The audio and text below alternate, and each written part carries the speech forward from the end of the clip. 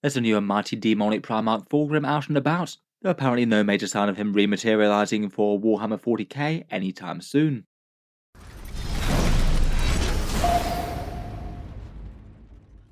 Hello and welcome back to Warsbets Tactics, where today I thought I'd take a quick video to take a look at one of the biggest reveals at the Nova Open. Perhaps a slightly surprising one, seeing a full-on new demonic version of Primarch Fulgrim, though apparently to be released as a resin miniature for Forge World, so aimed at the Horus Heresy as opposed to mainstream 40k. I think it's maybe a slightly surprising release just how demonic he is, even in this miniature form.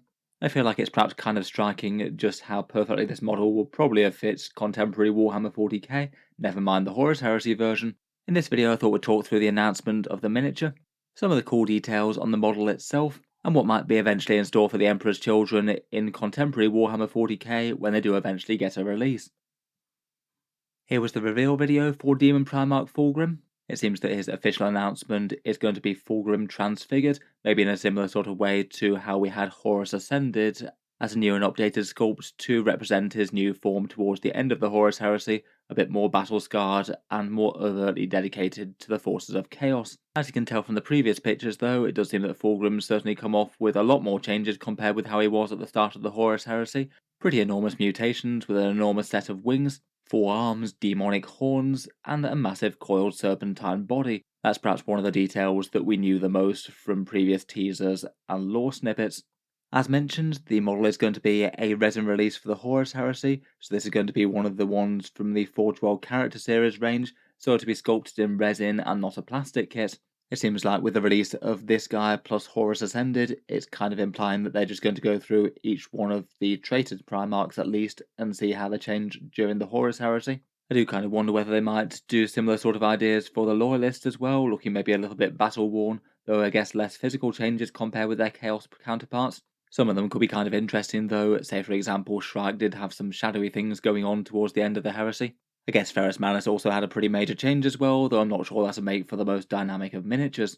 When they announced that series, I was honestly expecting them to be more sort of subtle changes and still keeping them more as great big Primarch type figures as opposed to full-on demons, but with Fulgrim's release it does look like they're just absolutely happy to go full-on demon Primarch. Massive mutations and pretty much the miniature that I would have expected if and when Games Workshop eventually gets round to releasing Emperor's Children in the current setting. Makes me wonder what the major differences between this one and a new one would be when that eventually comes about. Certainly seems like we'll probably get the other Chaos Primarchs in this sort of fashion though. Will be interesting to see what they make of Angron, Mortarion and Magnus. I guess they could be perhaps at least somewhat reminiscent of their 40k models. Will be interesting to see what they do. In any case, if you did want to pick up this miniature, I have a feeling that it's going to be kind of horrifically expensive as per standard Forge World. To give you some sort of idea, the Horus Ascended miniature was £95, €118 or $148. Really quite massive pricing there, though he's a fairly big miniature in himself. If anything, I wouldn't be too surprised though if Fulgrim costs a fair bit more than that. He's got enormous Demon Primarch wings and serpentine body things going on as well. It's definitely going to be a physically bigger miniature compared with Horus, and for a lot of time Forge World do seem to price miniatures roughly based on their sizes. For a much bigger miniature, the Kabanda Bloodthirster was £230 or $355. I strongly suspect that Fulgrim would be significantly less than him, seeing as he is absolutely enormous, but feels like there's at least a reasonable chance that he could be at least somewhere between the two. Getting onto the model itself though, here's a full-size image of the new Fulgrim. I think just about the first thing that almost everyone noticed when they previewed is that he's going to be an absolutely enormous model. Those wings just out enormously higher than his main body.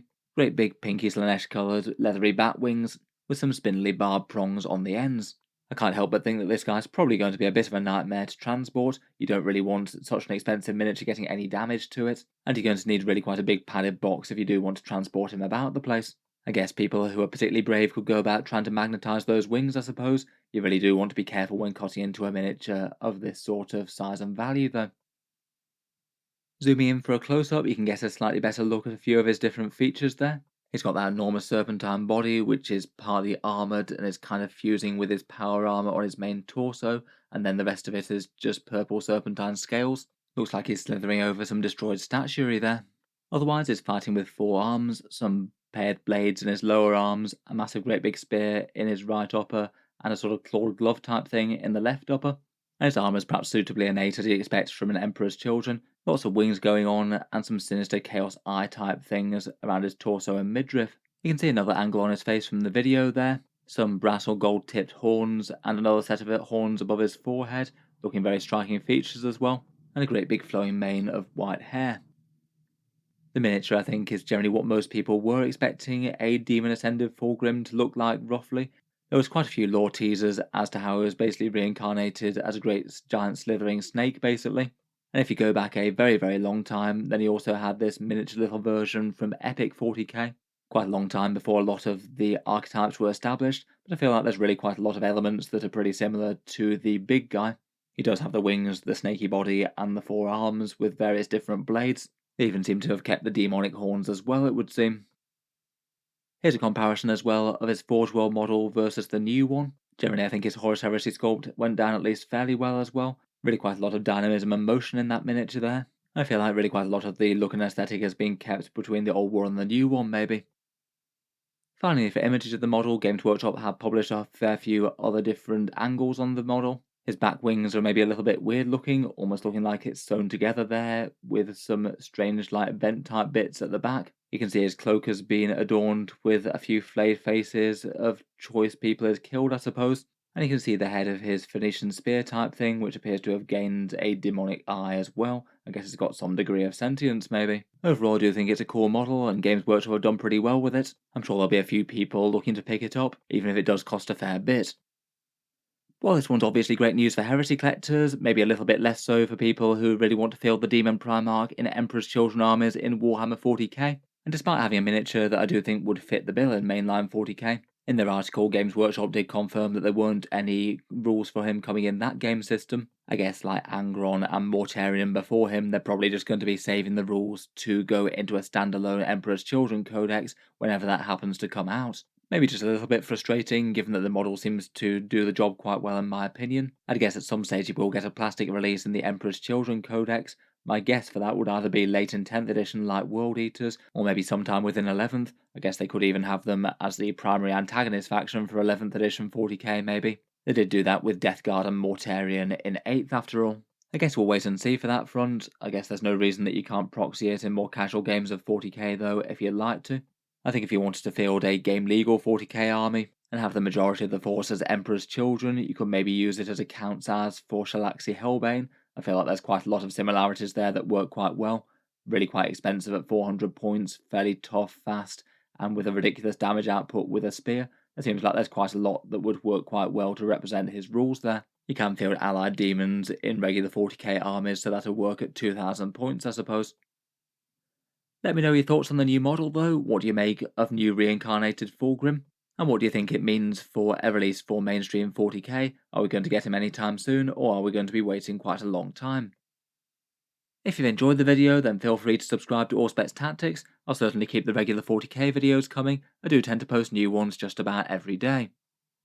Finally, if you have been enjoying the videos on the channel, then I would just like to mention that Auspex Tactics does have a Patreon page as well, and you can find that linked in the video description below.